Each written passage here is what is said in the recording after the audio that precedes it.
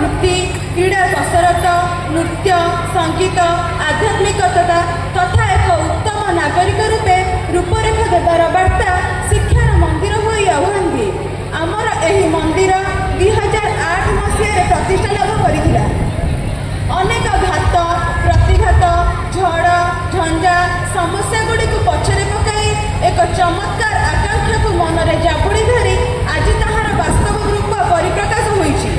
नुआनिया चाल छपर घरे 51टी विद्यार्थी को नहीं एहर जो स्वप्न आज 700 ऊर्ध्व पिला मानकु नहीं दुईटी बिल्डिंग शिक्षादान करी इतिहासर अमर अक्षर लिपिबद्ध होईछि।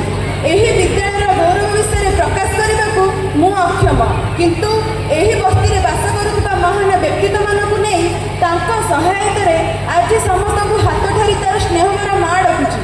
समस्त मनरे साहस विजय एवं भक्तिर करुणा भरी देवा विद्यालयर कमिटी मेंबर सर्वदा एहार पूर्णांग रूप देवा व्यस्त एवं विव्रत।